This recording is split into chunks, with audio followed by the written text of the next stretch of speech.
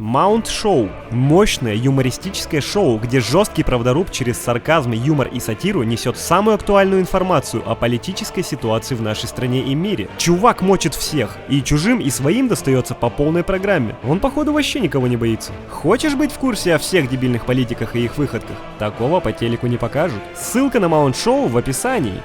На прошлом видео про завод было много просьб рассказать о других местах работы. Окунувшись и обмазавшись воспоминаниями, я решил сделать лучше. Я расскажу об одной из самых тяжелых работ в моей жизни. Я думаю, что многие со мной согласятся, что в студенческие годы с финансами бывает напряжно. До такой степени, что иногда приходится в столовой воровать пюрешку. Пюрешку, Кару!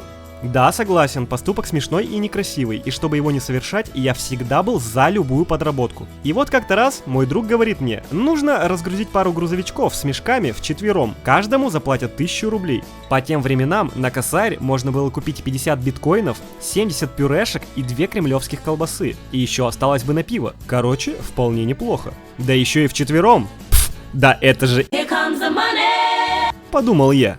Но когда я увидел, что к нам подъезжают 2 20-тонных фуры, доверху заполненных мешками, я понял, что я еще никогда так не ошибался. И по-хорошему-то нужно было сразу отказаться и сказать: «Вы чё, ебану?» Но я в то время был оптимист, причем у которого стакан не наполовину полон, а доверху. Ну, в простонародье дебил.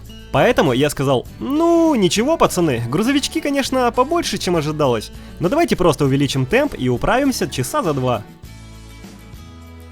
У меня не разгибаются пальцы. Осталось еще полфуры. Я больше не могу. Идите нахуй. Я убью себя за бабу! Братан, нет смысла останавливаться. Мы уже почти разгрузили.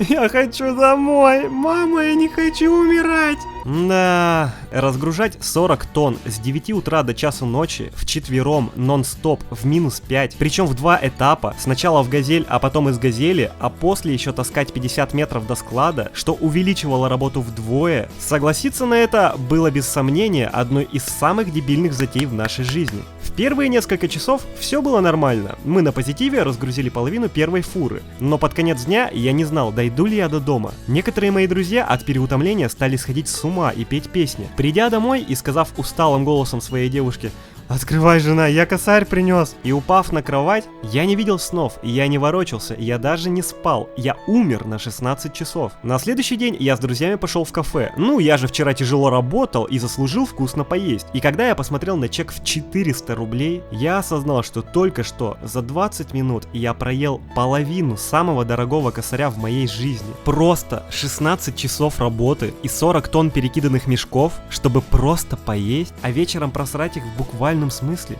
В то время у меня случился экзистенциальный кризис и переоценка ценностей.